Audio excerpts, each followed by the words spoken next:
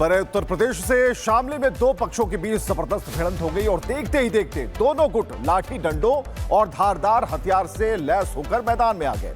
इसके बाद क्या हुआ, देखिए रिपोर्ट।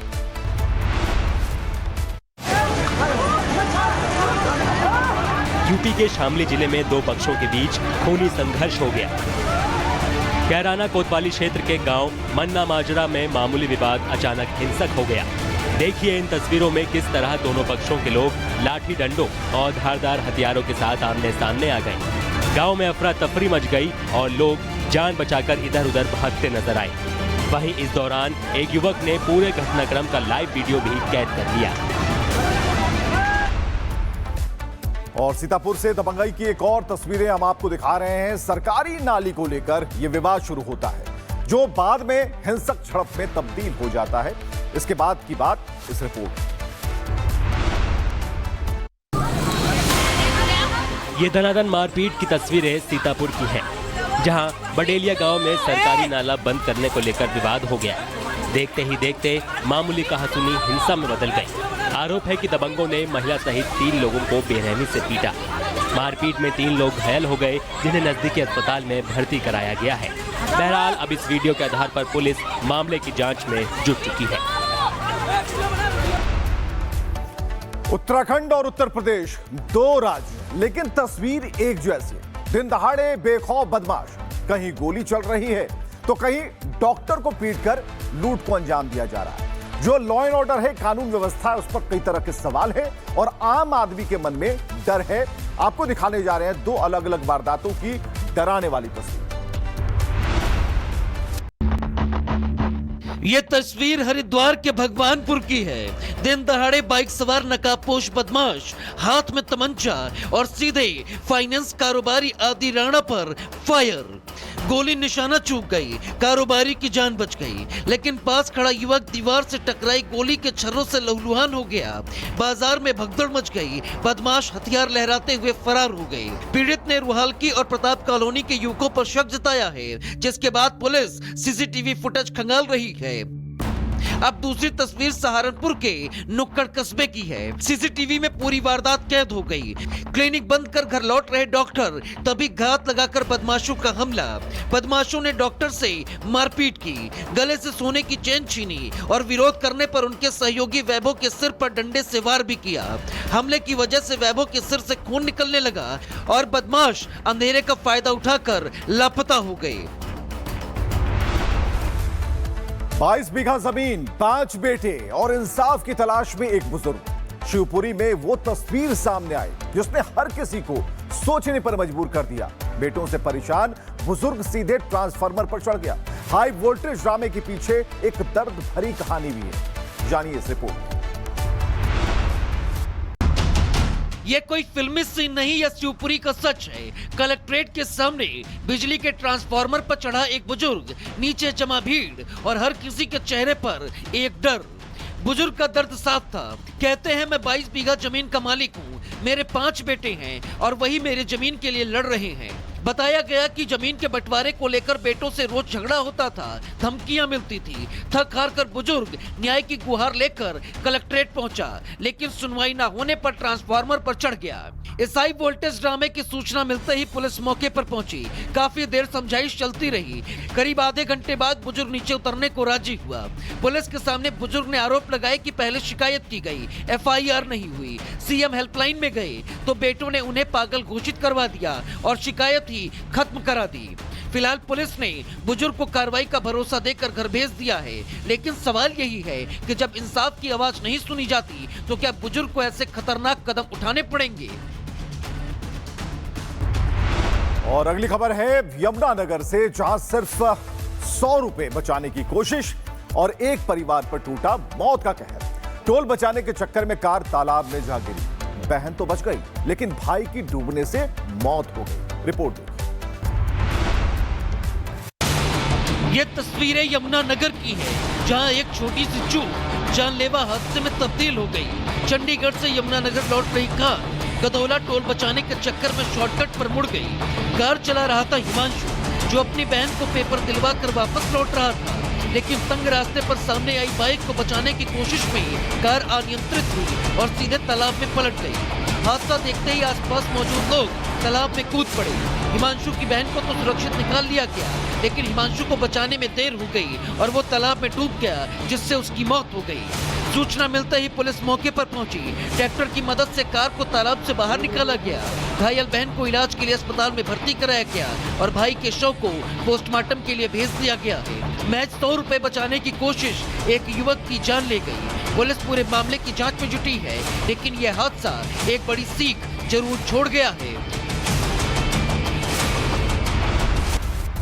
चलिए बात करते हैं थिएटर की। थिएटर के अंदर अंधेरा, पर्दे पर फिल्म और तभी अचानक दिखे मगरमच्छ। जी हां, मगरमच्छ, वो भी सिर पर उठाए हुए। लोग घबरा गए। जो लोगों ने देखा उनके अंदर एक डर समा गया। क्रोकोडाइल खुद फिल्म देखने आ गए हो, लेकिन असल में था प्रभास के ये फैंस थे जिनका जुनून सिर चढ़कर बोल रहा था। और द राजा साहब प्रीमियर शो की हैरान करने वाली ये तस्वीरें देखी। ये तस्वीरें किसी फिल्म की नहीं बल्कि असली थिएटर की हैं, जहां अचानक मगरमच्छ नजर आ जाए, सिर पर उठाए, हाथों में थामे और देखते ही देखते पूरे हॉल में अफरा तफरी मच गई। दरअसल ये थे प्रभास के फैंस जो अपनी नई फिल्म द राजा साहब के प्रीमियर शो के दौरान एक सीन को रिक्रिएट करने पहुंच गए। ट्रेलर में दिखाया गया था कि प्रभास मगरमच्छ से भिड़ते हैं और उसी सीन को फैंस ने थिएटर में दोहरा दिया। शुरुआत में दर्शकों को लगा कि मगरमच्छ असली है, डर का माहौल बन गया, लेकिन जैसे ही पता चला कि ये डमी क्रोकोडाइल है, थिएटर ठहाकों और तालियों से गूंज उठा। 9 जनवरी को रिलीज हुई द राजा साहब को लेकर फैंस का उत्साह सिर चढ़कर बोल रहा है। भारत ही नहीं, विदेशों में भी स्पेशल फैन स्क्रीनिंग में भारी भीड़ उमड़ी। सोशल मीडिया पर वायरल इन वीडियो पर लोग अलग अलग रिएक्शन दे रहे हैं। कोई इसे पागलपन बता रहा है तो कोई प्रभास की स्टार पावर का सबूत। फिल्म को लेकर रिव्यू मिक्स है, किसी को पहला हाफ पसंद आया है तो किसी को दूसरा, लेकिन एक बात तो साफ है, प्रभास के फैंस का ये अंदाज लोगों को डरा भी रहा है और लोगों को लुभा भी रहा है। चलिए बात करते हैं अवैध रूप से रह रहे बांग्लादेशियों की, जिन पर लगातार कार्रवाई जारी। और आज 38 बांग्लादेशी नागरिकों को उनके देश वापस भेजा जाएगा और इसकी तैयारियां भी पूरी कर ली गई। उत्तर प्रदेश के आगरा जिले में अवैध रूप से रह रहे 38 बांग्लादेशी नागरिकों को उनके देश वापस भेजने की प्रक्रिया शुरू कर दी गई है। आगरा पुलिस आज सभी को अपनी कस्टडी में लेकर कड़े सुरक्षा इंतजामों के बीच पश्चिम बंगाल के लिए रवाना करेगी। वहां से उन्हें बीएसएफ के हवाले किया जाएगा और बीएसएफ 13 जनवरी को सभी को सीमा पार कराकर बांग्लादेश भेजेगी। आपको बता दें कि इन 38 बांग्लादेशियों में से 30 जिला जेल में बंद हैं। वे विदेशी अधिनियम के तहत 3 साल की सजा पूरी कर चुके हैं। इसके अलावा 8 नाबालिग आश्रय गृह में रह रहे हैं। इनमें 5 किशोर और 3 किशोरियां शामिल हैं। इन सभी को एक साथ डिपोर्ट करने की तैयारी की जा रही है। आपको बता दें कि बीएसएफ अधिकारियों ने डिपोर्टेशन की सूचना बांग्लादेश की सुरक्षा एजेंसियों को पहले ही दे दी है। इससे पहले भी आगरा से कई बार बांग्लादेशी नागरिकों को उनके देश डिपोर्ट किया जा चुका है। इस बार भी पूरी प्रक्रिया तय मानकों और सुरक्षा व्यवस्था के तहत पूरी की जाएगी।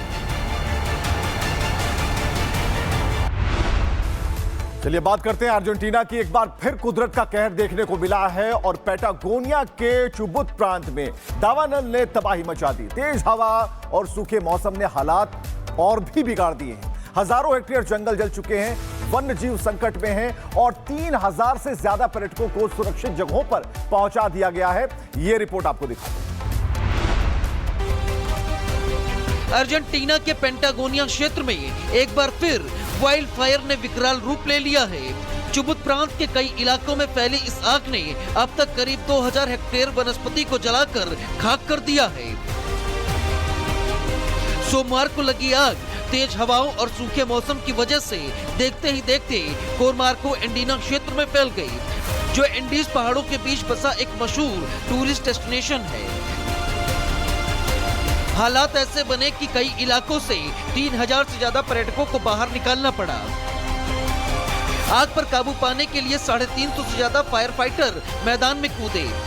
हेलीकॉप्टर, एम्फीबियस प्लेन और एयर टैंकर से लगातार पानी और केमिकल गिराया गया, लेकिन तेज हवाएं और घना धुआं राहत कार्य में बड़ी बाधा बना हुआ है। चुबुट के गवर्नर ने यह दावा किया है कि यह आग जानबूझकर लगाई गई। दोषियों के खिलाफ गिरफ्तारी के लिए इनाम का भी ऐलान किया गया है। चलिए बात ईरान की, जहां सरकार विरोधी प्रदर्शनों ने हिंसक रूप ले लिया। देश के कई बड़े शहरों से भारी अशांति की तस्वीरें सामने आ रही हैं। देखिए।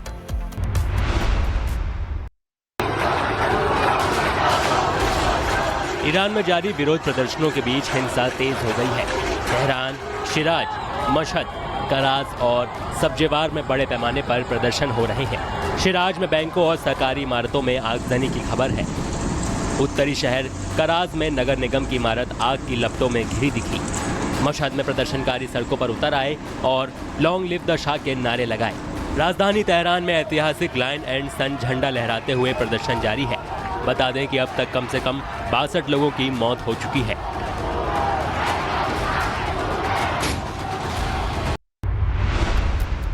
चलिए एक अलेप्पो शहर से एक बड़ी खबर आ रही है। संघर्ष की ये खबरें, संघर्ष से जुड़ी हुई तस्वीरें सामने आ रही है।